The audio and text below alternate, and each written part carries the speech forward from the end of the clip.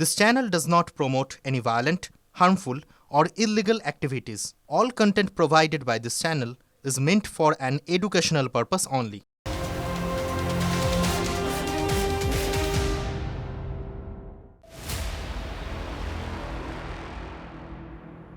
নমস্কার, দেখছেন টিভি9 বাংলা। শর্মিষ্ঠার সঙ্গে রয়েছি আমি শুভজিৎ। আর এই মুহূর্তে সবথেকে বড় খবরের দিকে নজর রাখতে হচ্ছে। এসআইআর এর কাজে একাধিক জেলা শাসকের ভূমিকা ক্ষুব্ধ নির্বাচন কমিশন। কোচবিহার, মালদা, জলপাইগুড়ি, 24 পরগনা, পূর্ব মেদিনীপুরের ডিএমদের কাজে অসন্তুষ্ট নির্বাচন কমিশন। পূর্ব বর্ধমানের ডিএমকে রাজনৈতিক মন্তব্য না করতে নির্দেশ দেওয়া হয়েছে। কোচবিহারের ডিএমকে নথি আপলোডে দেরির জন্য তিরস্কার করা হয়েছে। ধমক খেলেন দক্ষিণ 24 পরগনা জেলা শাসকও, এমনটাই সূত্রের খবর। আপনাদেরকে আমরা জানিয়েছিলাম যে আজকে সিইও এবং জেলা শাসকদের সঙ্গে বৈঠক নির্বাচন কমিশনের। এখনো পর্যন্ত কি খবর পাচ্ছি আমরা? শ্রাবন্তী আমাদের সঙ্গে রয়েছেন। শ্রাবন্তী,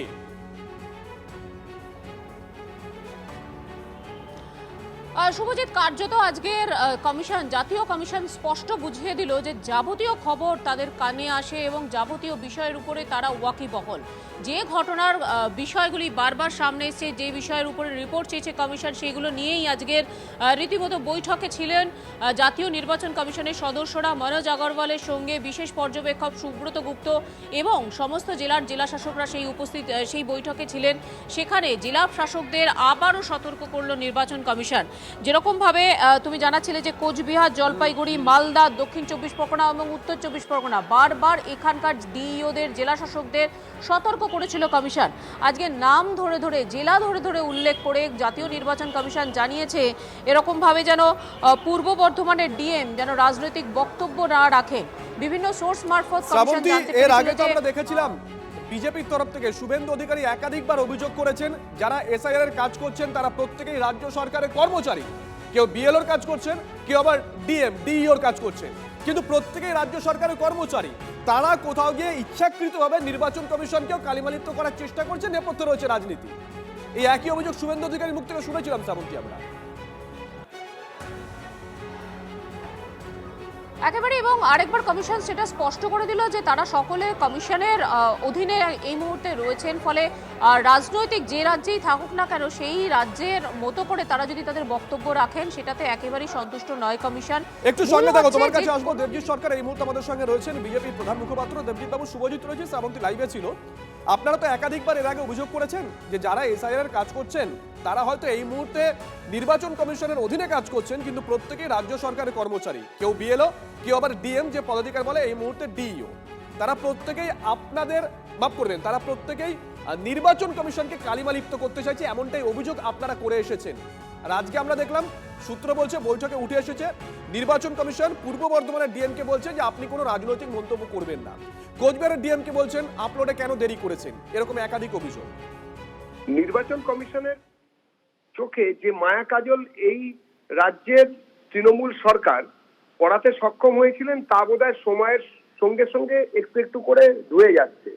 এতদিন ধরে বিভিন্ন সময়ে ভারতীয় জনতা পার্টির তরফ থেকে আমরা অভিযোগ করে এসেছি, আমরা প্রমাণ সহ বলেছি যে তৃণমূলের যে সরকার, দুর্ভাগ্যবশত সেটি কখনোই পশ্চিমবঙ্গের রাজ্য সরকারে রূপান্তরিত হয়নি।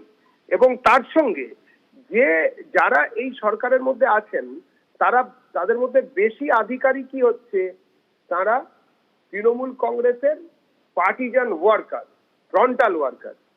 এটাই এখন প্রমাণিত হচ্ছে। কোন জায়গাতে যতক্ষণ ধরে একটা রাজ্য সরকার একটা নির্দিষ্ট দলের হয়ে কাজ করেন, সরাসরি সরকার গভর্নেন্স দিতে ব্যর্থ, সেটার থেকেও বড় কথা যারা সরকারি আধিকারিক তারা সরকারিভাবে তৃণমূলের হয়ে তৃণমূলের শব্দাবলী ব্যবহার করছেন মানুষকে অ্যাড্রেস করতে গিয়ে। এটাই দুর্ভাগ্যজনক, এটাই চিন্তা। এটাতে কোনো নিরপেক্ষতা বজায় থাকে না।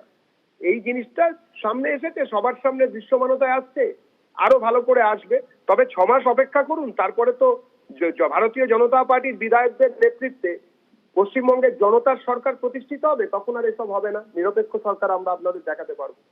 ধন্যবাদ দেবজিৎ বাবু। তন্ময় ঘোষ এই মুহূর্তে আমাদের সঙ্গে রয়েছেন, তৃণমূল কংগ্রেস মুখপাত্র। তন্ময় বাবু, শুভজিৎ রয়েছে, আপনি দেবজিৎ সরকারের মন্তব্য শুনছিলেন। দেখুন, এর আগেও তো একাধিকবার বিজেপির তরফ থেকে অভিযোগ করা হয়েছে এই রাজ্যে যারা এই মুহূর্তে নির্বাচন কমিশনের হয়ে কাজ করছেন তারা প্রত্যেকেই রাজ্য সরকারের কর্মচারী, তারা সরকারের অংশ হয়ে উঠতে পারেনি, তারা কোথাও গিয়ে রাজ্যের শাসক দলের হয়ে কাজ করছে। এই অভিযোগ বিজেপি করেছিল। আর আজকে আমরা দেখলাম সূত্র এই কথা বলছে যে আজকে যখন নির্বাচন কমিশন রাজ্যের ডিএমদের সঙ্গে বৈঠক করছে, তখন নির্বাচন কমিশন পূর্ব বর্ধমানের ডিএমকে বলছেন যে আপনি কোনো রাজনৈতিক মন্তব্য করবেন না। কোচবিহারের ডিএমকে বলছে যে কেন আপনি নথি দেরি করে আপলোড করেছেন। এমন একাধিক ডিএমকে একাধিকভাবে তিরস্কার করা হয়েছে আজকের নির্বাচন কমিশনের তরফ থেকে। কি বলবেন? এটা প্রশাসনিক বৈঠক, সেখানে নির্বাচন কমিশন ডিইওদের সঙ্গে অর্থাৎ ডিএমদের সঙ্গে কথা বলেছেন। সেটা সম্পূর্ণই তাদের ইন্টারনাল বিষয়, সেখানে দলীয় কোনো মন্তব্য নেই। কিন্তু একটা বক্তব্য এখানে আমাদের আছে, সেটা তন্ময়বাবু শোনা যাচ্ছে? শুনতে পাচ্ছেন? হ্যালো, হ্যাঁ বলুন। যখন মুখ্য নির্বাচন আধিকারিক, জাতীয় নির্বাচন কমিশনের মুখ্য নির্বাচনী আধিকারিক স্বরাষ্ট্রমন্ত্রী, কেন্দ্রীয় স্বরাষ্ট্রমন্ত্রীর সুরে সুর মিলিয়ে কথা বলেন, তখন বিজেপি নেতৃত্বর মনে থাকে না নিরপেক্ষতার কথা। আর যে কোনো রাজ্যে যারা ডিএম থাকবে তারা তো রাজ্য সরকারের কর্মচারী হবে, সেটাই তো যুক্তরাষ্ট্রীয় পরিকাঠামো। সেইটা বোধহয় দেবজিৎ বাবুরা ভুলে যাচ্ছেন। আর 6 মাস পরে সরকার হবে বলছেন ওনারা, বোধহয় 2031 নিয়ে ভাবতে শুরু করেছেন। কারণ সরকার তো মে মাসে 5 তারিখের মধ্যে গঠিত হয়ে যাবে, মামাটি মানুষের সরকার। সুতরাং 6 মাস বলছেন মানে ওনারা ধরে নিয়েছেন এই নির্বাচন নয়, পরের নির্বাচনের প্রস্তুতি শুরু করেছেন। সেটাই বোধহয় ওনারা বোঝাতে চাইছেন। ধন্যবাদ।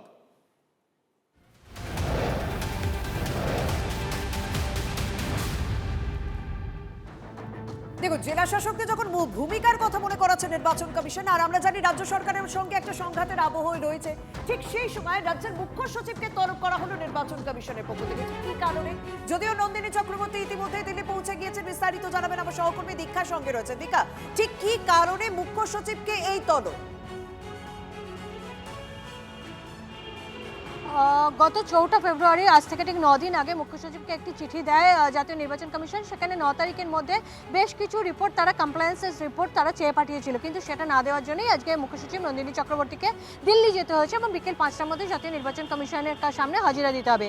কি কি কারণে? কারণ গত বছর অর্থাৎ 2025-এর অগস্ট মাসে এবং এবছরের জানুয়ারির 2 তারিখে একটি চিঠি দেওয়া হয়েছিল। আমরা জানি 2 জন AERO এবং 2 জন ARO এবং একজন ডাটা এন্ট্রি অপারেটরের বিরুদ্ধে FIR করতে বলা হয়েছিল এবং তাদের সাসপেন্ড করতে বলা হয়েছিল, কিন্তু সেই FIR করা হয়নি। পাশাপাশি বসিরহাটের একজন BDO, তিনি ARO পদে রয়েছেন, তিনি নিজে থেকে 11 জনকে নিয়োগ করে নিয়েছিলেন তার কাজের সুবিধার জন্য। তাকে বলা হয়েছিল অব্যাহতি দেওয়ার জন্য, সেই কাজও করা হয়নি, তার বিরুদ্ধে কোনো শাস্তিমূলক ব্যবস্থা নেওয়া হয়নি। পাশাপাশি 3 জন ইলেকটরাল রোল অবজারভার, যার মধ্যে রয়েছেন অশ্বিনী কুমার যাদব, রণবীর কুমার এবং শ্রীমতী স্মিতা পান্ডে, এদের বদলি বাতিল করা হয়নি। পাশাপাশি বলা হয়েছিল যে নির্বাচন কমিশন তালিকা যে ধরিয়েছিল রাজ্য সরকারের কাছে যে এদের বিরুদ্ধে ব্যবস্থা নিতে হবে, তাদের ভূমিকা নিয়ে প্রশ্ন তোলা হয়েছিল। সোজাসুজি প্রশ্ন করা হচ্ছে যে এদের বিরুদ্ধে কেন ব্যবস্থা নেওয়া হয়নি। সেই কারণে মুখ্য সচিবকে তলব করা হয়েছে নন্দিনী চক্রবর্তী, তিনি ইতিমধ্যেই পৌঁছে গিয়েছেন। আরো একটা খবরের দিকে নজর রাখতে হবে, কারণ আমরা জানি সুপ্রিম কোর্টে যখন প্রথম দিন শুনানি হয়েছিল, যেদিন মুখ্যমন্ত্রী মমতা বন্দ্যোপাধ্যায় তিনি বেশ কিছু বিষয় তুলে ধরেছিলেন, সেদিন সুপ্রিম কোর্ট শেষে একটা কথা বলেছিল রাজ্যকে জানাতে হবে যে তারা কতজন অফিসার দিতে পারবেন। সেই কথা মতো অফিসারের একটা তালিকা পাঠানো হয়েছিল, কিন্তু তাই সেই বিষয়টি নিয়েও ইতিমধ্যে রাজ্য এবং কমিশন সংঘাত জারি রয়েছে। কারণ অফিসারদের তালিকা দেওয়া হয়েছে হোয়াটসঅ্যাপে, কোন অফিসার কোথায় নিয়োগ করবেন সেটাও এখনো পর্যন্ত জানানো হয়নি, এরকমই অভিযোগ করছে নির্বাচন কমিশন। এবং 8505 জনের মধ্যে 2000 জনের কোনো তথ্যই দেয়নি রাজ্য সরকার, এমনকি সবার বায়োডেটাও পায়নি নির্বাচন কমিশন। রাজ্যের পাঠানো তালিকায় থাকা 500 জন ইতিমধ্যেই AERO হিসেবে কাজ করছেন, তাদের কিভাবে মাইক্রো অবজারভার পদে নিয়োগ করা যায়, স্বাভাবিকভাবে এই একাধিক প্রশ্ন উঠতে শুরু করেছে। শুভেন্দুবাবু যে অভিযোগ করেছিলেন সেই অভিযোগ তো ধীরে ধীরে সত্য প্রমাণিত হচ্ছে। এদের মধ্যে একটা বিরাট অংশকে অলরেডি দেখা যাচ্ছে তারা AERO হিসেবে কাজ করছে। যে লোকটা AERO হিসেবে কাজ করছে সেই লোকটা আবার মাইক্রো অবজারভার হিসেবে কি করে কাজ করতে পারে? মানে এই যে একটা সরকার সুপ্রিম কোর্টকে যে তথ্য দিচ্ছে সেই তথ্যটাও তারা মিথ্যে দিচ্ছে। এসআইআর এর যে সমস্যা বাংলায় ক্রিয়েট হয়েছে, সেই সমস্যার আসল ক্রিয়েটারকে এটা বাংলার মানুষ দেখতে পাচ্ছে। তৃণমূল সরকারের দুর্নীতি সেটা আবার কোনোভাবে ঢেকে রাখতে পারবে না, সেটাও অলরেডি সুপ্রিম কোর্টে এক্সপোজ। আগামী দিন নিশ্চয়ই এর বিরুদ্ধে একটা কড়া ব্যবস্থা নেবে সুপ্রিম কোর্ট, এটা আমি বিশ্বাস করি। বাংলাদেশের দিকে নজর রাখতে হচ্ছে। গতকাল ভোট হয়েছে, নিরঙ্কুশ সংখ্যাগরিষ্ঠতা নিয়ে বাংলাদেশে ক্ষমতা আসতে চলেছে বিএনপি। বাংলাদেশে এই মুহূর্তেও চলছে ভোট গণনা। ম্যাজিক ফিগার অবশ্য তারেকের দল ইতিমধ্যেই পেরিয়ে গেছে। সরকারিভাবে এখনো পর্যন্ত কোনো হিসেব দেওয়া হয়নি, সেটা হয়তো একটু পরে পরিষ্কার হয়ে যাবে। কিন্তু এখনো পর্যন্ত যে তথ্য আমরা পেয়েছি তাতে তারেক রহমানের দল এবং তার জোটসঙ্গীরা 207টি আসনে জয়ী হয়েছে। 74টি আসনে জয়ী জামাত জোট। জামাত এবং ছাত্ররা তারা জোট বেঁধেছিল, আপনারা জানেন। সেই জোট 74টি আসনে জয়ী হয়েছে এখনো পর্যন্ত। একক সংখ্যাগরিষ্ঠতা নিয়ে সরকার গঠনের পথে সদ্যপ্রয়াত প্রাক্তন প্রধানমন্ত্রী খালেদা জিয়ার বিএনপি। তারেক রহমানের নির্দেশে আজ বাংলাদেশ জুড়ে কোনো বিজয় মিছিল হবে না, পরিষ্কার করে দিয়েছেন। বিশেষ প্রার্থনা হবে। বাংলাদেশে জাতীয় সংসদের 300টি আসনের মধ্যে 299টি আসনে নির্বাচন হয়েছে। শেরপুর আসনে এক প্রার্থীর মৃত্যুর কারণে ভোট স্থগিত। 299টার মধ্যে এখনো পর্যন্ত যে খবর পাচ্ছি আমরা, তাতে বিএনপি 207টা আসনে এগিয়ে আছে, অর্থাৎ ম্যাজিক ফিগার কিন্তু তারা পেরিয়ে গেছে। অন্যদিকে 74টা আসনে এখনো পর্যন্ত জয়ী জামাত জোট। জামাত অর্থাৎ কট্টরপন্থীরা, তারা এবং ছাত্ররা, যারা ছাত্র আন্দোলন করেছিল, জুলাই আন্দোলন করেছিল, তারা একটি রাজনৈতিক দল গঠন করে। এই দুই রাজনৈতিক দল জোট বেঁধেছিল 74টা আসনে, তারা এখনো পর্যন্ত জয়ী হয়েছে। আপনাদেরকে জানিয়ে রাখি, ক্ষমতায় না এলেও এখনো পর্যন্ত কিন্তু জামাত সর্বকালের সবথেকে বেশি আসন পেয়েছে গতকালের এই নির্বাচনে ওপার বাংলায়। আর এখানেই তো প্রশ্ন উঠতে শুরু করেছে, তাহলে আগামী দিনে বাংলাদেশের মানুষের মধ্যে কি কট্টরপন্থীদের এই বিস্তার আরো হতে চলেছে? জামাত কিন্তু একাধিকবার নিষিদ্ধ হয়েছে, কখনো কখনো তারা ভোটে অংশগ্রহণ করেনি, আর এবার তারা অংশগ্রহণ করেছিল। এখনো পর্যন্ত তারা সর্বকালের সর্বশ্রেষ্ঠ রেজাল্ট করেছে। 74টা আসনে এখনো পর্যন্ত জামাত জোট তারা জিতেছে। জামাত এবং ছাত্ররা যে রাজনৈতিক দল গঠন করেছিল, সেই রাজনৈতিক দল 74টা আসনে জিতেছে। তবে একক সংখ্যাগরিষ্ঠতা নিয়ে ইতিমধ্যেই সরকার গঠনের পথে এগিয়ে গেছে খালেদা জিয়ার বিএনপি। তারেক রহমানের নেতৃত্বে দেশে ফিরে এসেছেন মাত্র 1-1.5 মাস আগে, তারপরে দলের হাল ধরেছিলেন। রাজীব খান বাংলাদেশের সাংবাদিক এই মুহূর্তে আমাদের সঙ্গে রয়েছেন। রাজীব, শুরুতে আগে জানতে চাইবো, যে কোনো এটা পৃথিবীর ইতিহাস বলে আর কি, একটা নির্বাচন হয়ে যাওয়ার পর সেই দেশের বা সেই জায়গার আইন শৃঙ্খলা কি অবস্থা, বাংলাদেশে এটা জেনে চট করে। আইন শৃঙ্খলা পরিস্থিতি আসলে এখন পর্যন্ত ঠিকঠাক আছে। গতকাল নির্বাচনের দিন, সেদিনও খুব একটা তেমন কিছু ঘটেনি। আমরা বিগত দিনের নির্বাচনে যে কিছুটা সংঘর্ষ ধাওয়া পাল্টা ধাওয়া দেখেছি, সেই তুলনায় খুবই কম ছিল কালকে, এবং আজ এখন পর্যন্ত ঠিকঠাক আছে। যদিও বা জামাত ইসলামীর পক্ষ থেকে ঘোষণা করা হচ্ছে এবং তারা বলছে, গত রাতেই সংবাদ সম্মেলন করে বলেছেন তাদের নেতৃবৃন্দ, যে অনেক জায়গায় রিগিং হয়েছে, অনেক জায়গায় ভোটের জালিয়াতি হয়েছে। এই জিনিসগুলো যদি নির্বাচন কমিশন পুরোপুরি সমাধান না করে, তাহলে তারা বৃহৎ আন্দোলনে যাবে। ইতিমধ্যে তাদের নেতৃবৃন্দ সেই হুঁশিয়ারি দিয়েছে। এইটা একটা ভয়ের দিক। এছাড়া মোটামুটি আরেকটা বিষয় একটু জানতে চাইবো, যেই জায়গাগুলো আওয়ামী লীগের ঘাঁটি ছিল, আওয়ামী লীগ তো আবার পার্টিসিপেট করেনি, যেই জায়গাগুলো আওয়ামী লীগের ঘাঁটি ছিল, সেই জায়গাগুলোর রেজাল্টটা কি, মানে সেখানে কারা জিতেছে? সেই জায়গাগুলোতে আমি একদম স্পষ্ট করে বলি, এটি ভালো একটি বিষয়। এইটি নিয়েই আমি গত রাত থেকে কাজ করেছি। একদম আওয়ামী লীগ যেই অঞ্চলগুলোতে শক্তিশালী, একদম আওয়ামী লীগের প্রতিষ্ঠা লগ্ন থেকে, সেই জায়গাগুলোতেই বিএনপি খুব ভালো করেছে এবং অধিকাংশ আসনই বিএনপি পেয়েছে। যেমন আমি বলি, বৃহত্তর ফরিদপুর অঞ্চল, সেখানে অনেক আসন রয়েছে, সেখানে একটি মাত্র জামাত পেয়েছে, সেখানে বিএনপি ভালো কোনো প্রার্থী দিতে পারেনি। এছাড়া পুরো অঞ্চলটাতে বিএনপি জয়লাভ করেছে। এটাও কৌতূহল রয়েছে, বাংলাদেশে যারা সংখ্যালঘু, মানে হিন্দু সংখ্যাগরিষ্ঠ যে জায়গাগুলো, সেখানকার সমীকরণটা কি যদি একটু বলো, কারণ হিন্দুরা দিনের পর দিন আওয়ামী লীগকেই ভোট করে গেছিল। আমি সেই জায়গাটিতে আসছিলাম, কারণ আমরা দেখেছি যে যেহেতু আওয়ামী লীগ বিগত দিনে সংখ্যালঘুদের কথা বলে আসছে, স্বাভাবিকভাবেই সেই অঞ্চলগুলোতে আওয়ামী লীগ শক্তিশালী, এবং এইবারের গতকালকে নির্বাচনে সেই অঞ্চলগুলোতে প্রায় সব জায়গাতেই সংখ্যা লঘুদের যে আবাসস্থল বা তাদের সংখ্যায় বেশি আনুপাতিক হারে সেই অঞ্চলগুলো পুরোটাই বিএনপি পেয়েছে। যেমন আমি বলি ফরিদপুর, গোপালগঞ্জ, নড়াইল, বরিশালের কিছু অঞ্চল, ময়মনসিংহের কিছু অঞ্চল, এই অঞ্চলগুলোতে একদম বিএনপি একচেটিয়া পেয়েছে। এবং আমরা জানি যে চট্টগ্রামেও সংখ্যালঘুদের অনেক বড় আবাসস্থল। সংখ্যালঘুরা যেখানে যে অঞ্চলগুলোতে থাকে সবগুলোতেই ধানের শীষ অর্থাৎ বিএনপি জয়লাভ করেছে। এবং আরেকটি বিষয় বলে রাখি যে পার্বত্য অঞ্চল যেগুলো যেখানেও সংখ্যালঘুরা থাকে অর্থাৎ চাকমা, মারমা, ত্রিপুরা, এই সংখ্যালঘু যারা থাকেন সেই অঞ্চলগুলো সবকটাতেই ধানের শীষ অর্থাৎ বিএনপি জয়লাভ করেছে।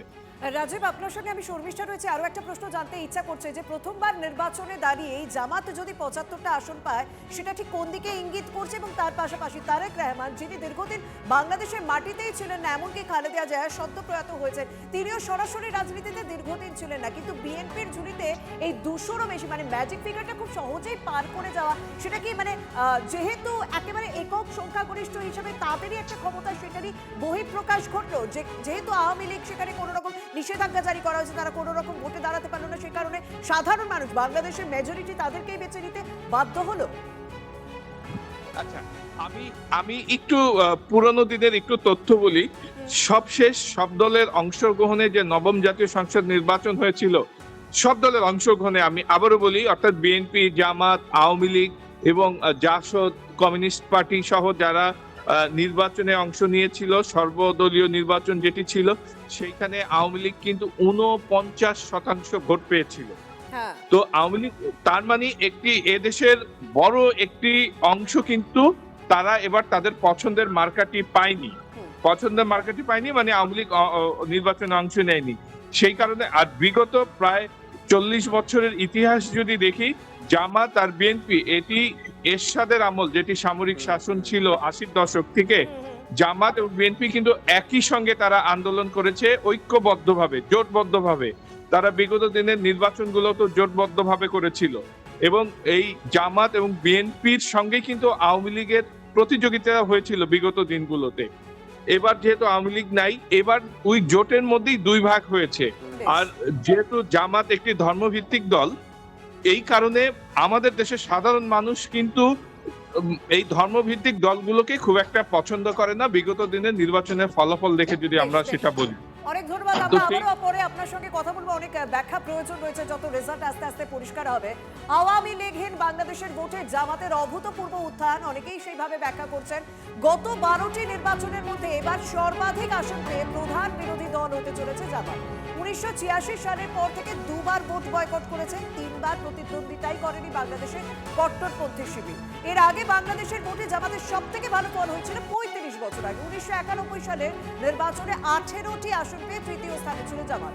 যদি এবার রেকর্ড করে 70-এর বেশি আসনে জিততে চলেছে বাংলাদেশের কট্টরপন্থী শিবির। বাংলাদেশের জামাতের উত্থানে হিন্দুরা কি আরো কোণঠাসা হবে?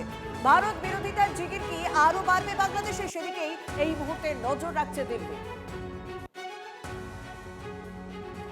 বাংলাদেশের ভোটে জামাতের উত্থানে নজর রাখছে দিল্লি। যেমন জানালাম, জামাতের জয়ী আসনের অধিকাংশই পশ্চিমবঙ্গ সংলগ্ন। এটা ভীষণই গুরুত্বপূর্ণ যে যে জায়গাগুলো এখনো পর্যন্ত জামাতের দখলে গিয়েছে প্রত্যেকটাই পশ্চিমবঙ্গ সংলগ্ন। আমরা মার্ক করে আপনাদেরকে দেখাচ্ছি। সাতক্ষীরা, চাঁপাইনবাবগঞ্জ, কুড়িগ্রাম, রংপুর, রাজশাহী, জামাতের একচ্ছত্র আধিপত্য। দেখুন কিভাবে বাংলাদেশের যে সমস্ত সীমান্ত এলাকাগুলি যেগুলো আমরা বাংলার সঙ্গে শেয়ার করছে বাংলাদেশ, সেই জায়গাগুলোতে জামাতের একটা প্রভাব দেখা যাচ্ছে এবং তারা সেই জায়গাগুলো এখনো পর্যন্ত নিজেদের ঝুলিতেই রেখেছে। আমার সঙ্গে রয়েছেন আমার সহকর্মী সায়ন্ত। এই বিষয়টা তো যথেষ্ট চিন্তার, উদ্বেগের, কারণ এটার ফলাফল আমরা জানতাম যে আমাদের সংলগ্ন যে বাংলাদেশের এলাকায় রয়েছে সেখানে জামাতের মাথা চাড়া দিচ্ছে, কিন্তু ভোটে যে এরকম ভাবে প্রভাব ফেলবে সেটাও তো একটা চিন্তা। ক্ষমতায় থাকা একটা অন্যরকম ব্যাপার। তো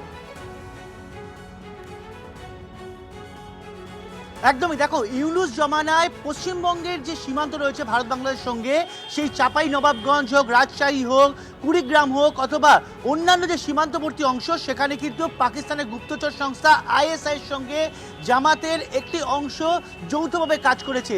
আর তার প্রভাব যে ভোটে পড়েছে তার প্রমাণ হচ্ছে সীমান্তবর্তী অংশে যে সংসদগুলো রয়েছে সেখানে 100%-র মধ্যে 100টির মধ্যে 78টি দখলে গিয়েছে জামাতের, অর্থাৎ 78% কিন্তু জামাত সেখানে জয়ী হয়েছে। এটাই কোথাও চিন্তা বাড়িয়েছে, কারণ যে ধরনের কার্যকলাপ ইউনুস জমানায় চলছিল একেবারে প্রকাশ্যে, সেটা হয়তো এই বিএনপির জমানায় তারা প্রকাশ্যে করতে পারবে না, কিন্তু তারা কিন্তু কৌশলের আশ্রয় নেবে। তারা কিন্তু আড়ালে আবডালে জামাতকে সঙ্গে নিয়েই মূলত আইএসআই বা আইএসআই মদতপুষ্ট যারা রয়েছে তারা কিন্তু এই সীমান্তবর্তী অংশে নিজেদের পরিকাঠামো গড়ে তুলবে।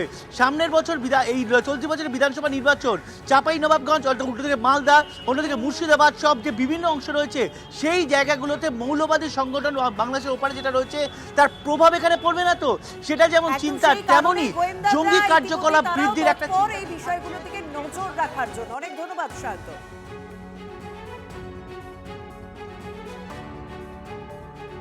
বেসিক উদ্বেগের ব্যাপারটা তো দুটো জায়গাতেই, কারণ জামাত আর বিএনপিতে খুব বেশি পার্থক্য নেই।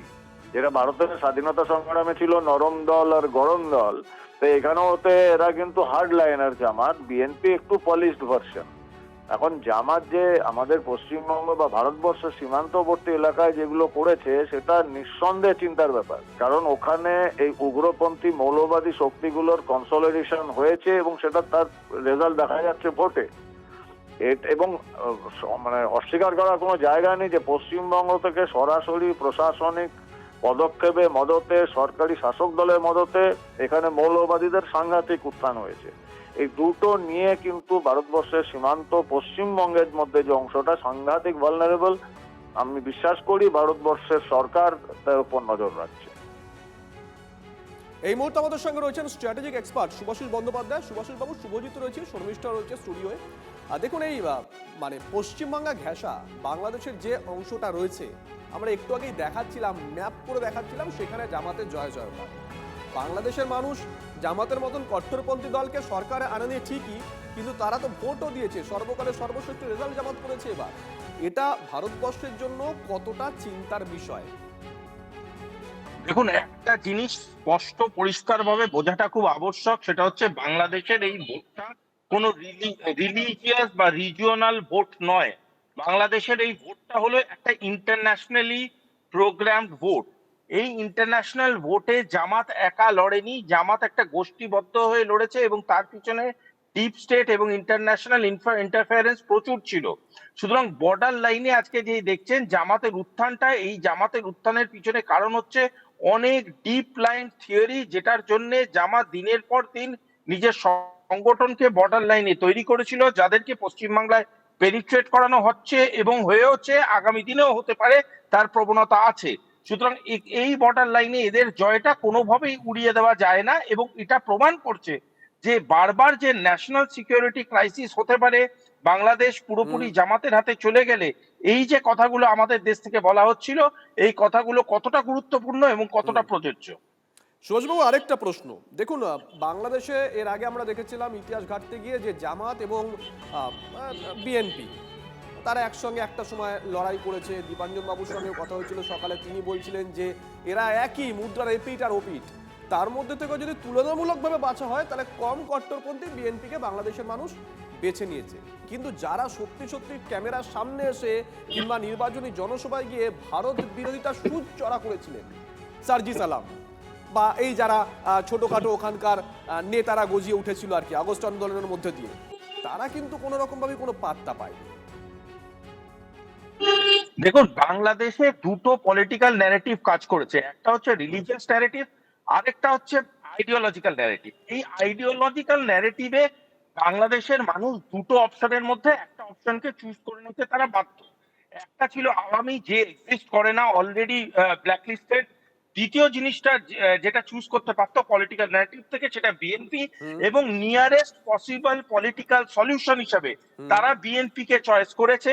এবং আমার মনে হয় BNP as a responsible political party এমন কোনো পদক্ষেপ ওঠাবে না যেটা ভারতবর্ষ এবং ভারতবর্ষের সাথে বাংলাদেশের সম্পর্ক আরো খারাপের দিকে নিয়ে যায়। বেশ, ধন্যবাদ। আমরা একেবারে সর্বশেষ আপডেটটা দিয়ে রাখি আপনাদেরকে।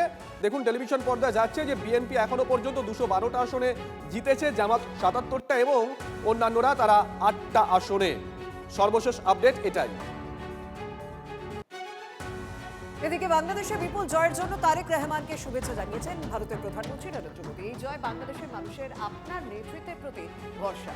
ভারত সর্বদা বাংলাদেশের গণতন্ত্র সমৃদ্ধির পাশে থাকবে, দ্বিপাক্ষিক সম্পর্কের উন্নয়নে একসঙ্গে কাজ করতে চাই। তারেক রহমানকে শুভেচ্ছা জানিয়ে পোস্ট প্রধানমন্ত্রী নরেন্দ্র মোদী। মাননীয় প্রধানমন্ত্রী শুভেচ্ছা বার্তা দিয়েছেন। বিএনপির আজকে জয়। আমরা একটা জিনিসই, ভারতবর্ষের মানুষ, বাংলার হিন্দুরা, আমরা একটা জিনিসই চাই যে হিন্দুরা যেভাবে তাদেরকে কোণঠাসা করে মারা হয়েছে, খুন করা হয়েছে, মহিলাদের অসম্মান এবং ধর্ষণ করা হয়েছে, এই বিএনপির নতুন সরকারের কাছে আমার একটাই মানে ভারতবর্ষের মানুষের পক্ষ থেকে, বাংলার মানুষের পক্ষ থেকে হিন্দুদের যেন সেই সুরক্ষা এবং সেই সম্মান যেন এই সরকার, এই নতুন সরকার ফিরিয়ে দিতে পারে, এটাই আমাদের চাহিদা। এদিকে বাংলাদেশে বিএনপির বিপুল জয় শুভনন্দন জানিয়েছেন মুখ্যমন্ত্রী মমতা বন্দ্যোপাধ্যায়। তারেক রহমানকে তিনি অভিনন্দন জানিয়ে এইভাবেই পোস্ট করেছেন সোশ্যাল মিডিয়ায়। বাংলাদেশে এই বিপুল জয়ে তারেক ভাইকে অভিনন্দন। বাংলাদেশের সঙ্গে বাংলাদেশের সুসম্পর্ক সবসময় বজায় থাকবে বলে জানিয়েছেন মমতা বন্দ্যোপাধ্যায়। বাংলাদেশ শান্ত থাকুক, সুন্দর থাকুক, গণতান্ত্রিক প্রগতিশীল থাকুক। আমাদের অনেকেরই স্মৃতি, পূর্ব বাংলা একটা আলাদা আবেগ, এই সুন্দর স্মৃতি অটুট থাকুক। এর বাইরে একটি আলাদা রাষ্ট্রের ভোট হচ্ছে, আমরা এখান থেকে কোনো রাজনৈতিক মন্তব্য করব না। এদিকে এপারে লক্ষ্মীর ভান্ডারের মডেলেই ওপারে বিএনপির বাজিমাত। তারেক রহমানের দলের ইস্তাহারের প্রথমে ছিল ফ্যামিলি কার্ড। দরিদ্র পরিবারকে 2,500 টাকার পণ্য দেওয়ার প্রতিশ্রুতি দেয় বিএনপি। আর্থিক সাহায্য বৃদ্ধির প্রতিশ্রুতিও দেওয়া হয় বিএনপির ইস্তাহারে। শুধু তাই নয়, কৃষকদের ভর্তুকি বৃদ্ধি, মিড ডে মিল, স্বাস্থ্য, শিক্ষা, কর্মসংস্থানে জোর দিয়ে মন জয়ের চেষ্টা করেছেন তারেক। সামাজিক সুরক্ষা নির্ভর ইস্তাহারই তারেকের মাস্টার স্ট্রোক, এমনটাই মনে করছে বাংলাদেশের রাজনৈতিক মহল। গণতন্ত্র ধ্বংসের মাধ্যমে কিন্তু তাদের রাজনীতিটা চলছে। অর্থাৎ আওয়ামী লীগ একটা দীর্ঘ সময় ধরে গণতন্ত্রকে বাঁচতে দেয়নি বাংলাদেশে, তারা জোর করে ভোট করিয়েছে এবং একইভাবে তার উত্তর যেভাবে পাওয়া উচিত, গণতন্ত্র ধ্বংস করলে যেটা হয় যে এবার গণতন্ত্র এমনভাবে ধ্বংস হয়েছে যে তারা ভোটে লড়াইটাই করতে পারেনি। ফলে এই ভাতাবাদের প্রশ্নটা, সেটাই মূল চলরাশি কিনা, সেই উত্তরটা দেয়া যেত যদি এবার আওয়ামী লীগও নির্বাচনে থাকতো। ফলে এই জায়গায় একটা বিষয় আপনারা বলতে পারেন যে যখন দুটি মৌলবাদী দলের মধ্যে লড়াই হয়, তখন একটি কম মৌলবাদী দল তারা তুলনামূলকভাবে ভাতাবাদ ব্যবহার করে সুবিধে পেয়েছে এবং ধর্মের যে আগ্রাসন সেটাকে অতিক্রম করে তারা প্রচুর আসন পেতে পেরেছে। কিন্তু মূল চলরাশি এটাকে বলার ক্ষেত্রে এই স্টাডিটা অবশ্যই হওয়া দরকার। অর্থাৎ আমার বক্তব্য, বাংলাদেশে জয়ী হয়েছে গণতন্ত্র হরণ, যেটা একটা মিথ্যে সংসদীয় গণতন্ত্রের বার্তা দিচ্ছে। যেখানে আগে যখন আওয়ামী লীগ এই ধরনের কাজ করতো তখন বিএনপি ভোট করতেই পারেনি, তারা আগের থেকে সব ভোট লুট করে নিত। আর এবার আওয়ামী লীগ সেই নির্বাচনে প্রতিদ্বন্দ্বিতাই করতে পারেনি। সুতরাং আমাদের ক্ষেত্রে পশ্চিমবঙ্গে যে ভাতাবাদের একটা প্রভাব বা সারা ভারতবর্ষের সমস্ত রাজনৈতিক দল যে কাজটা করছে, ভালো খারাপ দুটো দিকই আছে, কিন্তু সেই জিনিসটাকে মূল চলরাশি বলা এবং বিএনপির জয়ের কারণ কিন্তু বলা সম্ভব নয়। শুভজিৎ, দীর্ঘদিন যদি কেউ কোনো রাজনৈতিক দল করে হট করে অন্য দলে চায়, তখন স্বাভাবিকভাবে কোথাও একটু হয়তো ইকুয়েশনটা গন্ডগোল হয়ে যায়। নাহলে এই ঘটনা ঘটবে কি করে?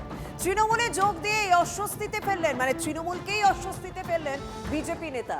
ময়নায় এখনো লক্ষ্মীর ভান্ডারে 5-6 মাসের টাকা বকেয়া রয়েছে। কুণাল চন্দ্রিমার পাশে বসেই অভিযোগ তৃণমূলে আসা বিজেপি নেতা। তৃণমূল যেখানে ক্ষমতায় সেখানেও লক্ষ্মীর ভান্ডারের টাকা আটকে। শাসক শিবিরে যোগ দিয়ে বিস্ফোরক ময়নার দাপুটে নেতা চন্দন মণ্ডলের। বাক্সা এবং গজিনাতে যে লক্ষ্মীর ভান্ডার বন্ধ হয়ে যায়, এটা খুব জনপ্রিয় প্রকল্প। এই প্রকল্পের মধ্য দিয়ে মায়েরা তারা তাদের রুটি রোজগার, মানে একটা মাসিক যে খরচের তালিকা তৈরি করে রেখেছে, টাকাটা বন্ধ হয়ে গিয়েছে তারা খুব কষ্টের মধ্যে ছিল। আমি মাননীয় মুখ্যমন্ত্রীকে চিঠি লিখি এবং তিনি আশ্বাস দেন প্রকল্পের টাকা দ্রুত গতিতে আমাদের এলাকার মায়েরা পাবে। তারা টাকা পেয়েছে, কিন্তু এখনো 5-6 মাসের টাকা বাকি আছে। আমি আবেদন করছি যাতে এই টাকাটা তাড়াতাড়ি ছেড়ে দেওয়া হয়। স্বাভাবিকভাবে যখন নিজের দলের নেতা এই ধরনের কথা পাশে বসে বলছেন, ড্যামেজ তো কন্ট্রোল করতেই হবে। তার উপর যখন কুণাল ঘোষ তিনি সেখানে উপস্থিত রয়েছেন, টেকনিক্যাল কারণে কিছু জায়গায় লক্ষ্মীর ভান্ডারের সমস্যা আছে। দলে যোগ দেওয়ার নতুন নেতার অভিযোগ সামাল দেওয়ার চেষ্টা করলেন কুণাল ঘোষ। দল দেখে লক্ষ্মীর ভান্ডার দেওয়া হয় না বলছেন চন্দ্রিমা ভট্টাচার্য।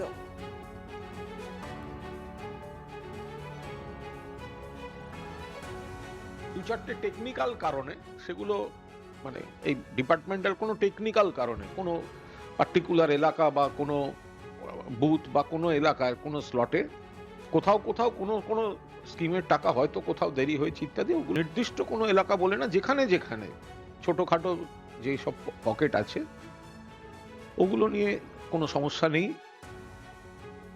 উনি বলেছেন ওনার মতো করে, কিন্তু এখানে যে কোনো বিজেপি আর তৃণমূলের কোনো ভাগাভাগি থাকে না, এটা সারা বাংলা বলবে। সুতরাং ওখানে এই যে ঠিকভাবে পরিচালনা করে তারা ঠিকভাবে ফর্ম ফিল আপ করেছেন কিনা, তারা সেখানে যে দুয়ারে সরকার হয়েছে সেখানে গেছেন কিনা, কারা গিয়েছেন, কাদের এখনকার বর্তমান বিধায়ক তাদের পরিচালিত করে নিয়ে গেছে কিনা, এসবগুলো তো না বুঝে বলা যাবে না। এখানে একটাও বাংলার কোনো মেয়েরা বলতে পারবে না যে এই লক্ষ্মীর ভান্ডার নিয়ে কোথাও কোনো অসুবিধা হয়েছে। হলে তাহলে হতে পারে, হয়তো নিশ্চিতভাবে পাবে। আবার উনি এটাও বলেছেন যে পাচ্ছিল না, 6 মাস পরে আবার পেয়েছে, সেটাও বলেছে। দেখুন, বিষয়টা নিয়ে রাজনৈতিক চাপানোতর যতই হোক না কেন, আমরা তো জানি ময়নার এই ইস্যুটা এখন আদালত পর্যন্ত গড়িয়েছে। আদালত নির্দেশ দিয়েছে যে এই মহিলাদের লক্ষ্মীর ভান্ডার প্রকল্প চালু করতে হবে, যতদিন মামলাটা চলবে ততদিনও এই প্রকল্পের টাকা তাদেরকে দিতে হবে। বিজেপি বিধায়ক ময়নার বিজেপি বিধায়ক অশোক দিন্দা অনেক আগে থেকে এই বিষয়টা নিয়ে সরব হয়েছেন, তিনি আদালতের দ্বারস্থ হয়েছেন। তিনি আজকে এই ইস্যুটা নিয়ে কি বলছেন শুনুন। বিডিও অফিস ঘেরাও করলাম, চন্দন মণ্ডলকে দেখা যায়নি, চন্দন মণ্ডলের বউ প্রধান ওনাকেও দেখা যায়নি ডেপুটেশনে। আমরা ডিএম অফিসে গিয়েছিলাম, ওনাকে দেখা যায়নি, ওনার প্রধানকেও দেখা যায়নি। চন্দন মণ্ডল বরাবরই টিএমসি সাথেই উঠা বসা লাস্ট 2023 সাল থেকে। 24 সালে অভিজিৎ গঙ্গোপাধ্যায়কেও হারাবে বলে বহুত পরিকল্পনা করেছিল, আমরা 10,000 লিড নিয়েছিলাম। উনি লক্ষ্মী ভাণ্ডারের জন্য আমরা কেস করেছিলাম এবং লক্ষ্মী ভাণ্ডার দিতে বাধ্য হয়েছে এই রাজ্য সরকার। তার জন্য চন্দ্রমণ্ডল টিএমসি গেলে লক্ষ্মী ভাণ্ডার পাবে, সেটা কোনো বড় ব্যাপার না। আমরা কোর্টে কেস করেছি, হাইকোর্টে, হাইকোর্ট থেকে আমরা রায় পেয়েছি এবং হাইকোর্ট লক্ষ্মী ভাণ্ডার ব্যবস্থা করে দিয়েছে। এই যে দাপুটে নেতা চন্দন মণ্ডল কুণাল ঘোষ এবং চন্দ্রিমা ভট্টাচার্যের পাশে বসে তৃণমূলে যোগ দিয়ে যে বক্তব্য বলে ফেলেছেন তা সামাল দিলেন দলের দাপুটে কুণাল ঘোষ এবং চন্দ্রিমা ভট্টাচার্য, এই দুই উচ্চ নেতৃত্ব। স্বাভাবিকভাবে তাকে তো নিজের বক্তব্যের কিছু সাফাই দিতে হবে, যে কথাটা তিনি বলে পড়েছেন তাকেও তো ড্যামেজ কন্ট্রোল করতে হবে। এই চন্দন মণ্ডল পরে কি বলেছেন শুনুন। লক্ষ্মীর ভান্ডার আমাদের বাগচা এবং গজিনা সহ ময়নার তৃণমূল অঞ্চল যেখানেও ক্ষমতা আছে সেখানেও পায়নি, কিছু কিছু ফল্ট থাকার জন্য। সেটা দ্রুততার সহিত যাতে পেয়ে গেছে, একটা কিস্তি পেয়ে গেল, কিন্তু বকেয়া আরও 5-6 মাস বাকি আছে। সেটা কথা বলেছি যে দ্রুততার সহিত সবাই পেয়ে যাবে। না, এরকম মনে হচ্ছে, যদি ওটা মনে হতো, যদি অন্যান্য জিপি না পেত তাহলে হয়তো মনে হতো, সেরকম কিছু না। পরবর্তী কাজে বুঝতে পারলাম যে কিছু টেকনিক্যাল ফল থাকার জন্য এটা হয়েছে। অন্যান্য সরকারি স্কিম কি ইমপ্লিমেন্টেড হয়? সঠিকভাবে হচ্ছে এখন পর্যন্ত। দেখুন, এই চন্দন মণ্ডল বিজেপি থেকে তৃণমূলে যোগ দেওয়ার পর লক্ষ্মীর ভান্ডার ইস্যুতে হয়তো তিনি তার রাজনৈতিক অবস্থাটা খুব তাড়াতাড়ি পাল্টাতে পারেননি, কিন্তু তিনি তো দল পাল্টে ফেলেছেন। তার এই দল বদলটা পূর্ব মেদিনীপুরে বিজেপির যে রাজনৈতিক মানচিত্র রয়েছে তাতে কি কোনো রকম প্রভাব ফেলবে? বিধায়ক ময়নার বিধায়ক তিনি কি বলছেন একবার শুনুন। পূর্ব মেদিনীপুর পশ্চিম মেদিনীপুরের পিকচার ওনারা করতে পারবেন না, ওদের এফোর্ট নেই, ওই ক্ষমতাও নেই, অকাতও নেই। আমি বলছি তো, ওনারা এই ছোটোখাটো ব্যাংকদের নিয়ে টেলার দেখাতে পারে, পিকচার আমরা দেখাবো, কথা দিচ্ছি। একটু অপেক্ষা করো, 7-10 দিন 15 দিন অপেক্ষা করো, পিকচার আমি দেখাবো তোমাকে বাবা, ওয়েট করো। আর তোমরা পিকচার দেখাতে পারবে না। চন্দন মণ্ডল না এমপি, না এমএলএ, না জেলা পরিষদের মেম্বার, না আমাদের জেলার কোনো জিএস না সভাপতি না পঞ্চায়েত না প্রধান, কেউ না, ইজ নাথিং। বিজেপির একটা কোণে পড়ে থাকা একটা ব্যাংক বলা যেতে পারে।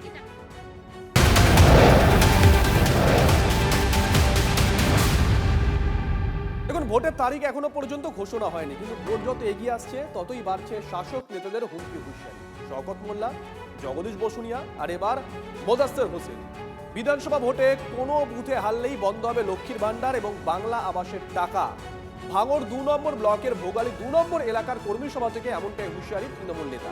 কি বলেছেন শুনুন। শানপুকুর অঞ্চল হেরে রয়েছে আমাদের তৃণমূল, বলিরহাট হেরে রয়েছে তৃণমূল, চালতে বেড়ে তৃণমূল সে সমস্ত জায়গায় ঘরের টাকা বন্ধ করা হয়েছে। তা পরিষ্কার করে তোমাদের সামনে বলে যাচ্ছি, আগামী বিধানসভায় এমন সার্ভে তৈরি করবে সরকার, লক্ষ্মীর ভান্ডার বন্ধ হয়ে যাবে, বন্ধ হয়ে যাবে রেশনের চাল, বন্ধ হয়ে যাবে ঘরের টাকা। এটা মাথায় রেখে দিও। বুথ ধরে ধরে সার্ভে করবে, বুথ ধরে ধরে সার্ভে করে টাকা সব বন্ধ করে দেবে, তখন আমারও কিচ্ছু করার থাকবে না। কি প্রতিক্রিয়া দেব বলুন? প্রতিক্রিয়ায় কি আমরা বলবো যে আমরা যদি হারি তাহলে আমরা ওদের রেশন দেওয়া বন্ধ করে দেবো? ওই কি মোদাস্তার হোসেন না কি ওই শওকত মোল্লা, হ্যাঁ, আমরা কি এটা বলতে পারবো যে ওর শরীরের ভেতরে মোদির দেওয়া ভ্যাকসিন ঘুরছে? এগুলো তো আমাদের পক্ষে একটা রাজনৈতিক দলের পক্ষে তো এটা বলা সম্ভব না। ওদের একটা যাত্রা পার্টিতে এগুলো বলা সম্ভব। এই কথা, এই শব্দ চয়ন ওরা নির্বাচন করেছে, ওরা সিদ্ধান্ত নিয়েছে রাজনৈতিক ভাবে যে মানুষকে ভয় দেখিয়ে এবার এই ভোটটা নিতে হবে, যে তা না হয় লক্ষ্মী ভান্ডার বন্ধ হয়ে যাবে। লক্ষ্মী ভান্ডার কেন, কোনো কিছুই সরকারি প্রকল্প কোনো নামে বন্ধ করা যায় না। আর লক্ষ্মী ভান্ডার ওরা এমনি মাঝখানেক দেবে, তখন এমনিও দেবে না, যে যার দেবার ক্ষমতা থাকবে না সে বন্ধ করবে করতে। দেখুন, পূর্ব মেদিনীপুরের ময়না, যেখানে গত বিধানসভা নির্বাচনে বিজেপি জিতেছে, সেখানে লক্ষ্মীর ভান্ডার বন্ধ, একটু আগে তা নিয়ে চর্চা করলাম। গতকাল আপনাদেরকে দেখিয়েছিলাম পূর্ব মেদিনীপুর এবং পুরুলিয়া 2 জায়গাতেই এমন অভিযোগ উঠে এসেছে যেখানে যেখানে বিজেপি এগিয়ে আছে বা তৃণমূল পিছিয়ে আছে, সেই সব জায়গাগুলোয় বাংলা আবাসের বাড়ি পাচ্ছে না বিজেপির ভোটাররা বা বিরোধী ভোটাররা। আর এই বোধহয় মোদাস্তের হোসেন কিংবা শওকত মোল্লা কিংবা জগদীশ বসুনিয়ার মতো নেতারা সেই অভিযোগগুলোকেই প্রকাশ্যে মান্যতা দিয়ে দিচ্ছেন। শুনুন বক্তব্যগুলো। দাদার খাবে আর মামার গাইবে, বলবে ওটা মমতা বন্দ্যোপাধ্যায়ের বাবার টাকা। মমতা বন্দ্যোপাধ্যায় সরকার টাকা দেবে আর তার মা মাসে নিয়ে এই চালতাবেড়িয়া শানপুকুরের কিছু সমাজ বিরোধী তারা টানাটানি করবে। আমরা বলছি টাকা আমরা বন্ধ করে দিয়েছি, যদি হিম্মত থাকে বাপের বেটা হও, সেই টাকা নিয়ে নাও, দেখি কত বাপের বেটা আছো তোমরা। আমাদের এই অঞ্চলে সিএমআরতে যে নাম এসছে, আমি প্রত্যেকটা নেতার কাছে অনুরোধ করব, আইএসএফ এর একজন না যেন টাকা পায়, তার ব্যবস্থা আমাদের তৃণমূল কংগ্রেসকে করতে হবে। সে বিজেপির মহিলারা হাত পেতে মমতা ব্যানার্জির ভিক্ষা নিচ্ছেন লক্ষ্মীর ভান্ডার, এটা তো বলে বিজেপির ভিক্ষা। কারণ লজ্জা করে না? টাকাটা যখন ব্যাংক থেকে তোলেন, এই টাকাটা ফেরত দেওয়া উচিত। বিনা পয়সায় চাল খাচ্ছে, কন্যাশ্রীর টাকা নিচ্ছেন, কৃষক বন্ধুর টাকা নিচ্ছেন, আর ভোটটা পদ্ম বলে দিচ্ছেন। বড় লেকচার মারছেন, বড় লেকচার মারছেন। আবাসের ঘর, সেটার বেলাও আপনারা আগে দরখাস্ত করেছেন, আর লেকচারটা মারছেন। বিনা পয়সায় চাল খায় আর জয় শ্রীরাম বলে চিৎকার করে, তাই না? এমন দিন আসবে বন্ধু, সেদিন আর জয় শ্রীরাম মুখ দিয়ে বের হবে না, সেদিন জয় শ্রীরাম মুখ দিয়ে বের হবে না।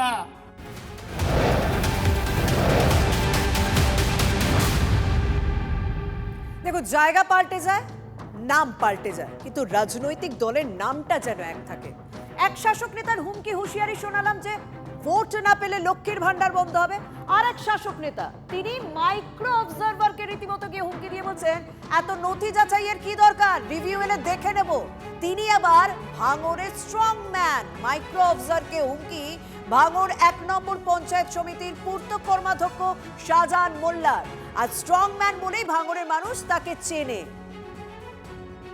আর স্বাভাবিকভাবে তার এই হুমকি হুঁশিয়ারিতে মাইক্রো অবজারভাররা এখন আতঙ্কে রয়েছেন। অর্থাৎ রাজ্যের বিভিন্ন জায়গায় যে হুমকি হুঁশিয়ারি শোনা যাচ্ছে সবকিছুর সঙ্গে যেন তৃণমূল কংগ্রেসের নামটা কোথাও ওতপ্রোতভাবে জড়িয়ে যাচ্ছে, খালি শাসক নেতার নামগুলো পাল্টে যাচ্ছে। প্রথমেই বলে রাখি যে মাইক্রো অবজারভার আমি জানি না কমপ্লেন করেছে কিনা, কোথায় যদি করে থাকে তার নামটা আমরা জানতে চাইছি, এবং যে হোয়াটসঅ্যাপে তার সঙ্গে আমার এক্সপিরিয়েন্স হয়েছে সেই অথেন্টিকটা আমি জানতে চাইছি ওদের কাছে। যে এরকম মিথ্যে কথা বলে, এরকম বাজে ভুল মিথ্যে কথা বলে আসলে এরা এসআইআর কে প্রকৃত ভোটারদের নাম বাদ দেওয়ার চক্রান্ত এবং ষড়যন্ত্র করছে। আমি চ্যালেঞ্জ করছি এই ধরনের কোনো ঘটনাই ঘটেনি। থ্রেড কালচার তো এগিয়ে বাংলার একটা পার্ট, হুমকির কালচার, থ্রেড কালচার, এটা তো একটা এস্টাবলিশড ফ্যাক্ট, এটা তো মানে আপনি অস্বীকার করতে পারবেন না। এবং এখানে যে মাইক্রো অবজারভারদের দেওয়া হয়েছে আর কোথাও কিন্তু হয়নি, দরকারও হয়নি, কারণ আরও 11টা রাজ্যে হচ্ছে, কোথাও টু শব্দটি নেই। কিন্তু এখানে প্রাণপণ চেষ্টা করে গেছেন এই তৃণমূল সরকার মমতা ব্যানার্জির নেতৃত্বে যাতে এসআইআরটা না হয়। এবং কেন উনি চাইছিলেন না? একজন ব্যক্তি, একজন বিরোধী নেত্রী যে 2005 সালে দাঁড়িয়ে পার্লামেন্টের ফ্লোরে একগুচ্ছ কাগজ ছুঁড়ে মারলেন ডেপুটি স্পিকারকে, প্রতিবাদ করলেন যে বাংলাদেশ থেকে অনুপ্রবেশকারীরা ঢুকছে, আজকে কি হয়ে গেল যে মুখ্যমন্ত্রী হওয়ার পরে উনি 180 ডিগ্রি চেঞ্জ হয়ে গেলেন? কেন হলেন সেটা বাংলার মানুষ, কি হিন্দু কি মুসলমান, আশা করি বুঝতে পারছেন। মাইক্রো অবজারভারদের তো এখন কোনো রোল থাকার কথাই নাই। সুপ্রিম কোর্টের নির্দেশ অনুযায়ী সমস্ত সিদ্ধান্ত ইয়ারোরা নেবেন এবং তারা হেল্পার হিসেবে কাজ করবেন। তারা এখনো যাচ্ছেন কেন গ্রামে গ্রামে গিয়ে মানুষকে উত্তক্ত করছেন কেন? সেই যেই উত্তক্ত করার ফলেই তো সুপ্রিম কোর্টের দ্বারস্থ হয়েছিলাম আমরা। তারা মানুষকে উত্তক্ত করে হেনস্থার শিকার করছিল। এই মাইক্রো অবজারভারদের এই উত্তক্ত করার টেন্ডেন্সি বন্ধ করতে হবে আগামী দিনে, না হলে খারাপ পরিস্থিতিতে নিয়ে যাবে বাংলার মানুষকে। আর শুধুমাত্র শাসক নেতারা যে হুমকি দিচ্ছেন তা নয়, একটা ছবি দেখাবো, নিশ্চয়ই আপনারা এখনো ভুলে যাননি। ফরাক্কায় বিডিও অফিসে বিধায়কের নেতৃত্বে কিভাবে সেখানে তাণ্ডব চলেছিল। যদিও সেই ভিডিও পরে সেই বিধায়ককে চিনতেই পারেনি, এখনো পর্যন্ত তার বিরুদ্ধে কোনো রকম ব্যবস্থাই নেওয়া হয়নি। আদালত বলেছে, তাকে নির্বাচন কমিশন বলেছে তার বিরুদ্ধে ব্যবস্থা নিতে হবে, কিন্তু ওই বিধায়কের বিরুদ্ধে এখনো পর্যন্ত ব্যবস্থা নেওয়া হয়নি। তারপর আমরা দেখেছিলাম বাদুড়িয়ার ছবি, সেখানেও বিডিও অফিসে রীতিমতো তাণ্ডব হয়েছিল।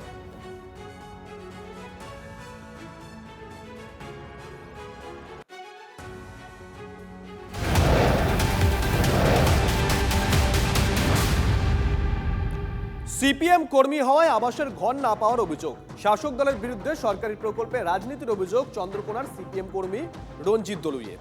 ব্লক প্রশাসনকে লিখিত আবেদন করা হয়েছে পরিবারের তরফ থেকে। বঞ্চনার অভিযোগে সরব হয়েছে সিপিএম।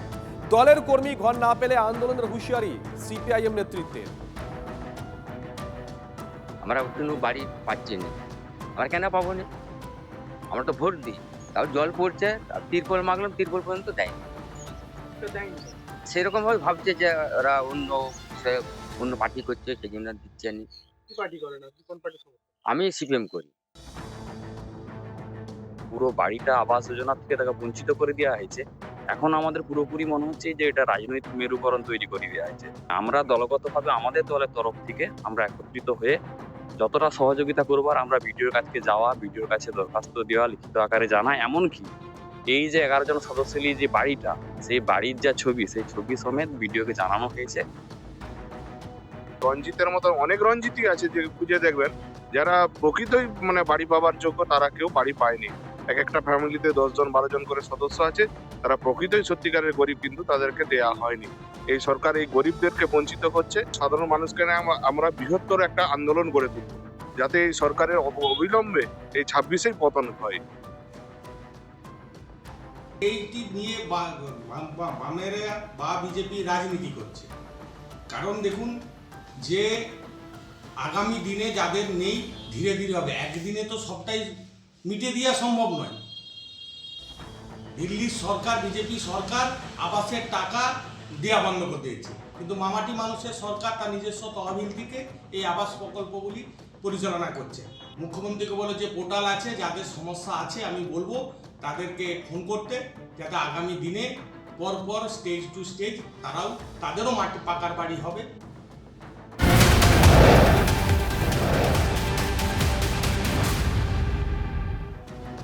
দক্ষিণেশ্বরের পর কীর্ণাহার দুর্নীতির অভিযোগে পঞ্চায়েত অফিসে তালা মেরে বিক্ষোভ দেখালেন এলাকার মানুষ। টাকা এসেছে কিন্তু রাস্তার কাজ হয়নি। অভিযোগ তুলে বিক্ষোভ গ্রামবাসীদের, কিন্তু কেন কাজ হলো না জানাবেন সহকর্মী হিমাদ্রির সঙ্গে রয়েছেন। হিমাদ্রি, তোমার সঙ্গে আমি কথা বলবো, কিন্তু ঠিক কি পরিস্থিতি তৈরি হয়েছিল, ক্ষোভ বিক্ষোভ, সেই ছবিটা একবার দর্শকদের দেখাই। টোটোওয়ালা বলছে দাদা অমুক জায়গায় নামিয়ে দেবো, আপনি পেশেন্টটাকে তারপরে বাড়ি নিয়ে চলে যাবেন। আপনারা প্রত্যেক দিন রাত্রে পেট্রোলে যান, আমি দুবার দেখতে পাই প্রত্যেক দিন রাত্রে আপনাদের সিভিকটা তো সবসময় পেট্রোলে আছে। তো আমাদের রাস্তাটার এমন অবস্থা, এত বড় একটা স্কিম এলো আপনার পাড়ায় সমাধান, সেখানে না কোনো টাচ করলো, তারপরেও সে পয়সা কোথায়।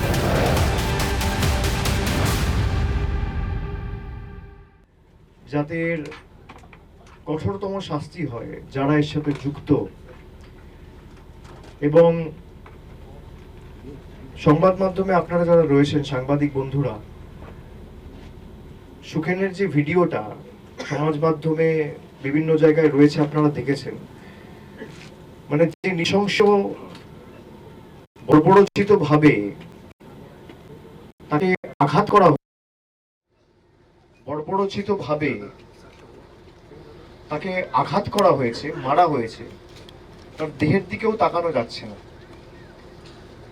এবং আমি তার পরিবারের দুই ভাই, তারা তিনজন একসাথে কাজ করতেন কোরেগাঁও ভীমার একটা অটো পার্ট ম্যানুফ্যাকচারিং একটা কোম্পানিতে, এবং 2009 থেকে তারা সেখানে আছে।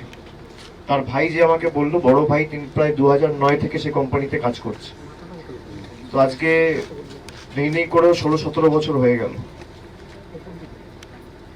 এবং সুখেনের যে শিফটটা ছিল 3:30 থেকে রাত্রি 11:30 অব্দি ওর ডিউটি আওয়ার ছিল। ও 3টের সময় বেরোয়, তারপর তার বড় ভাই তাকে ফোনে যোগাযোগ করার চেষ্টা করে। সন্ধ্যেবেলা একবার ফোন করেছিল, ফোন বন্ধ ছিল। পরবর্তীকালে রাত্রিবেলা 12টার সময় ফোন করে, তখনও ফোনে পাইনি। সকালবেলা তিনি তার ডিউটি সেরে সকাল 7টায় নিজের কোয়ার্টারে ফিরে এসে 7টা 7:30টার সময় আবার ফোন করে, ফোনে পাইনি।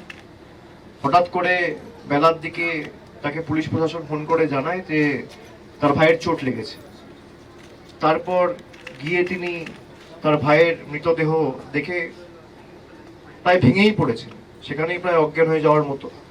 এবং পরিবারের তার বাবা রয়েছেন, তার মা রয়েছেন, তার এক বোন রয়েছে। সুখেনরা 3 ভাই ছিল এবং বেশি তো বয়স না, 30-31 বছর বয়সের একটা তরতাজা যুবক। কি কারণে মৃত্যু, কেন মৃত্যু, এগুলো তো সবই তদন্ত সাপেক্ষ। আমি কোনো মৃত্যু নিয়ে রাজনীতি করি না, কিন্তু গত 6-8 মাসে একাধিক ঘটনা, বিশেষ করে বিজেপি শাসিত যে রাজ্যগুলো রয়েছে, মহারাষ্ট্রে আমরা যেমন দেখেছি, হরিয়ানাতে দেখেছি, কিছুদিন আগেও রঘুনাথপুরের প্রায় 7 জন যুবক, 8 জন যুবক, ছত্তিশগড়ে তাদের হেনস্থা করা হয়েছে। উড়িষ্যায় প্রায় 6-7 জনকে টর্চার করা হয়েছে। একজন এসটি আদিবাসী ছেলে 1 মাস আগে আমরা জানুয়ারিতে উড়িষ্যায় তাকে বাংলাদেশি বলে দাগিয়ে দেওয়া হয়েছে। হরিয়ানায় টর্চার করা হয়েছে। আমি তার সাথে এই ঘটনাকে যুক্ত করতে চাই না, তার কারণ পুলিশ তদন্ত করছে এবং সবকিছু তদন্ত সাপেক্ষ। আমাদের তরফ থেকে, আমরা যেমন রাজ্যের তরফ থেকে মুখ্যমন্ত্রীর নির্দেশে রাজ্যের প্রশাসনের দায়িত্বে যারা রয়েছেন, জেলা প্রশাসনের দায়িত্বে যারা রয়েছেন, তারা মহারাষ্ট্র পুলিশ এবং কোরেগাঁও ভীমার নির্দিষ্ট সেই এলাকার পুলিশ প্রধান বা দায়িত্বে যারা রয়েছে, সেই প্রশাসনের কাউন্টার পার্টের সাথে কথা বলবেন। কিন্তু তার সাথে সাথে 7-10 দিনের মধ্যে কোনো রকম কোনো ব্যবস্থা না নিলে, এবং যারা করেছে শুধু ব্যবস্থা নিলেই তো হলো না। আমরা দেখেছি বিজেপি শাসিত রাজ্যে একটা লোক এমনকি খুন, অপহরণ, ধর্ষণের মতো অপরাধ করার পরেও বেল পেয়ে বাইরে চলে আসে। তাদের বিরুদ্ধে চার্জ ফ্রেম করা, ট্রায়াল শুরু করা এবং নির্দিষ্ট সময়সীমার মধ্যে ট্রায়াল শেষ করে অভিযুক্তদের দোষী সাব্যস্ত করা, এই দায়িত্বটা মহারাষ্ট্র পুলিশের। আর তারা যদি না পারে, তারা কেস ট্রান্সফার করে দিক স্টেটে। আমি 50 দিনের মধ্যে ব্যবস্থা নিয়ে দেখাবো। খালি একটা লোককে আমি 2 দিনের জন্য, 4 দিনের জন্য, 7 দিনের জন্য একটা মার্ডার কেসে অভিযুক্ত তাকে ঢুকিয়ে দিলাম, নিয়ে আবার বেলে বার করে দিলাম, তাহলে তো হবে না। যদি তার বেল হয়, বেল ক্যান্সেলেশনের জন্য ফাইল করতে হবে। সেক্ষেত্রে পরিবারকে যা আইনি সাহায্য সহযোগিতা লাগবে আমরা করব। আমাদের দলের যতটুকু সামর্থ্য, সীমাবদ্ধ সামর্থ্য রয়েছে, আমরা নিশ্চিতভাবে পরিবারের সাথে আমি কথা বলেছি, তার বাবাকে আমি আশ্বাস দিয়েছি যে আপনাদের যেখানে যে আইনি সাহায্য, সহায়তা, সহযোগিতা লাগবে আমরা সেগুলো করব। এবং যারা এর সাথে যুক্ত, জাতি, ধর্ম, দলমত নির্বিশেষে তাদের কঠোর শাস্তি আমরা দাবি করছি। আমি শুনেছি ইতিমধ্যেই একজনকে পুলিশ গ্রেফতার করেছে, কিন্তু আরো কয়েকজন এর সাথে যুক্ত রয়েছে। আমরা যতটুকু খবর পেয়েছি, যারাই এর সাথে যুক্ত সেখানে যা এভিডেন্স থাকবে, সিসিটিভি ফুটেজ থাকুক, ফোনের টাওয়ার লোকেশন ধরে কারা সেখানে ছিল, কি কারণে বচসা, কিভাবে এইভাবে তাকে মারা হয়েছে, আঘাত করা হয়েছে, তার শরীরের দিকে তো তাকানো যাচ্ছে না। যারা এই ঘটনা ঘটালো তাদের সবাইকে চিহ্নিত করে তাদের বিরুদ্ধে ব্যবস্থা নেওয়া, এবং ব্যবস্থা নিয়ে যেটা আমি আগেও বললাম যে দোষী সাব্যস্ত করে ট্রায়াল কমপ্লিট করে as early as possible trial প্রথমে চালু করতে হবে, তারপর ট্রায়াল কমপ্লিট করতে হবে।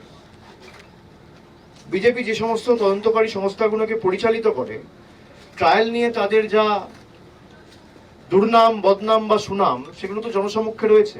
একাধিক তদন্ত চলছে, কিন্তু 10 বছর আগের তদন্ত এখনো পর্যন্ত ট্রায়াল শুরুই হয়নি। সেই ট্রায়ালগুলো আপনাকে নির্দিষ্ট সময় শুরু করতে হবে। লোয়ার কোর্টে যদি দোষীর কোন রকম বেলের কোনো সম্ভাবনা থাকে, তাহলে হাইকোর্টে অ্যাপিল করতে হবে, হাইকোর্ট থেকে সুপ্রিম কোর্ট যেতে হবে।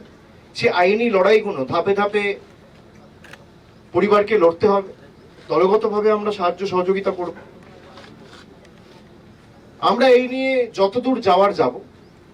আমি এটা নিয়ে কোনো রাজনৈতিক মন্তব্য করব না, তবে আমি অনুরোধ করব, পুরুলিয়া জেলায় বিজেপির সাংসদ রয়েছে, আমরা যেভাবে তৎপরতার সাথে রাজ্য পুলিশ প্রশাসন এটা মহারাষ্ট্রের সাথে, মহারাষ্ট্র পুলিশের সাথে, মহারাষ্ট্রের রাজ্য সরকারের সাথে টেক আপ করেছে, মহারাষ্ট্রের সরকার বিজেপির।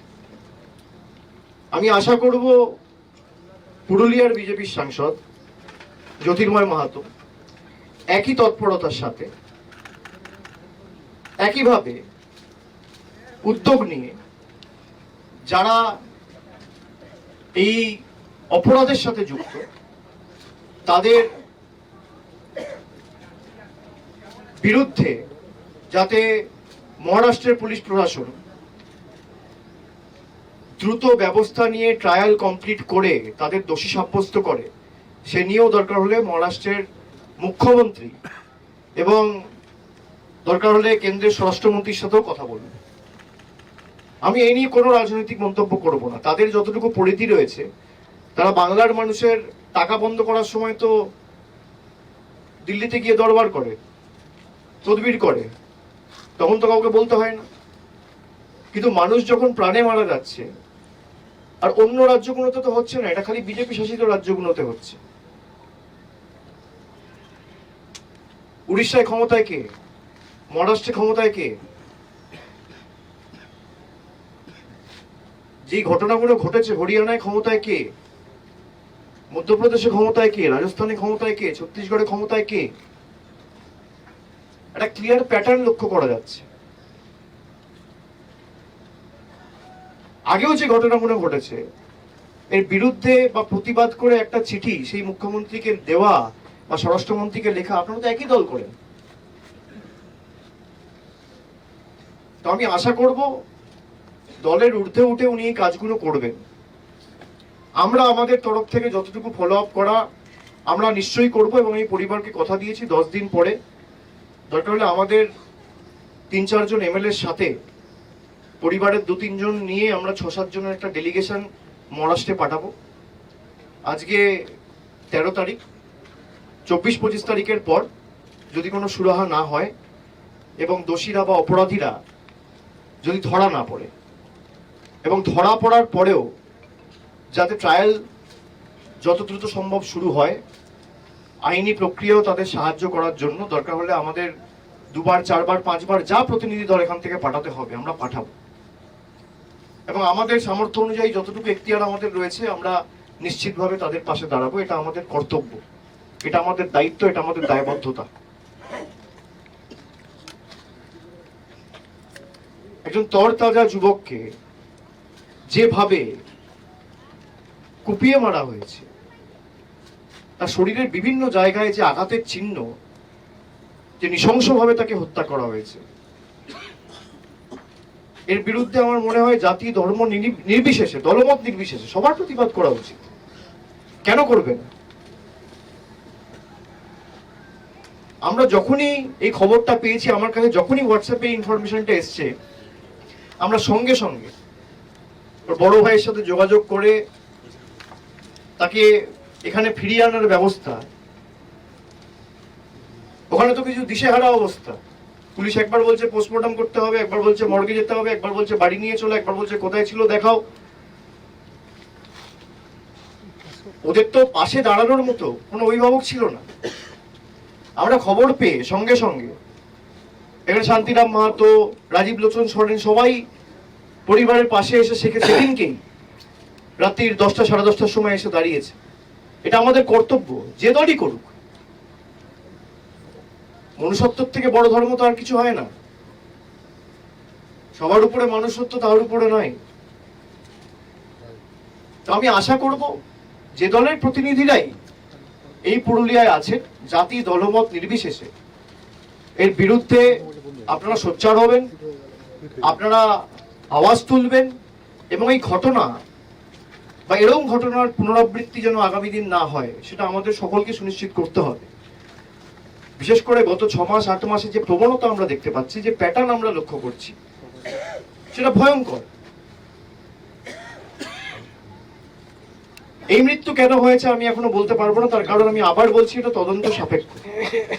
তদন্তে আমি নিশ্চিত যে কি কারণে হয়েছে উঠে আসবে, কিন্তু প্রত্যেকটা খুন, রাহাজানি, ধর্ষণ, গুন্ডামি, বাংলা বিদ্বেষী মানসিকতা, মনোভাব, আচরণ, দৃষ্টিভঙ্গি, এটা একের পর এক খালি বিজেপি শাসিত ডবল ইঞ্জিন সরকারের। অন্য অনেক জায়গায় তো আরো লোকেরা কাজ করছে।